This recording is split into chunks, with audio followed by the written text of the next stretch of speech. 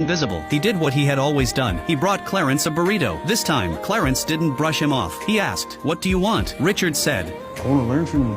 He explained that his dad had worked in machinery, and ever since he was a kid, the sounds of motors and gears made him feel alive. That was the turning point. From then on, Clarence mentored him. Richard showed up early, stayed late, asked questions, took notes, and eventually he could operate and fix most of the machines himself. He was still technically a janitor, but he was also named Employee of the Month. Then, the economy crashed. In 1980, a national recession hit. Orders dried up. Richard's hours were slashed. Promotions were frozen. He applied over and over again to transfer to maintenance. Each time, rejected. To survive, he picked up a second job at a local grocery store. Meanwhile, fierce competition in the snack industry was shrinking Cheetos' market share. To save money, the board voted to shut down factories. Workers like Richard were the first to go. No jobs, no paychecks, no safety net. The company president, Roger, made a video. He told everyone, "Factories everywhere are struggling, but every crisis brings opportunity. Each of you could be the reason we pull through. So start thinking like a CEO." That speech lit a spark in Richard. Maybe this was his chance. One afternoon, while picking up his son from school, he grabbed some grilled corn slathered in hot sauce. His son, face red and eyes watering, kept eating bite after bite. Right then, it clicked. The opportunity had been right in front of him all along. It was just a matter of seeing it and having the courage to chase it. So he did, and they finally created the perfect spicy chip. But just as things were falling into place, layoffs hit again. People Richard had worked with for years were losing their jobs. He pitched his idea to his supervisor, a spicy chip with real heat, real flavor. He asked to speak with the company president. His supervisor laughed. "Do you have any idea how much it costs to launch a new product? It takes years, millions. You're a janitor. Be realistic." But Richard didn't quit. That night, he snuck into the office, found the company directory, and called Roger, who was in Italy at the time. Roger was shocked, but he listened. Richard pitched his spicy chip idea. Roger said yes, send me a sample. So Richard and his wife boxed up the chips and mailed them off, nervous, hopeful, unsure. Roger took one bite and nearly passed out from the heat, but it was addictive. He couldn't stop eating. 2 weeks later, he flew back to meet Richard in person. When factory leadership found out, they panicked. What if Roger hated the idea? What if he realized how badly the plant was doing? He might pull out, completely shut it all down. They blamed Richard. He started blaming himself, but his wife stayed by his side. She helped him study, helped him write a presentation, even bought him a tie they could barely afford, just so he could look his best. On the day of the meeting, Richard was nervous. He stumbled through the slides. The fancy words didn't feel right, so he dropped the script and spoke from the heart. "Our product line is too safe. No spice, no boldness, but this chip, it's something new. Nobody else has it. It'll blow the market wide open." Roger listened. He believed in him, despite resistance from the board. He gave it the green light. Production began. Flamin' Hot Cheetos hit the shelves. At first, nothing. Sales were flat. Inventory piled up. But Richard started investigating, and what he uncovered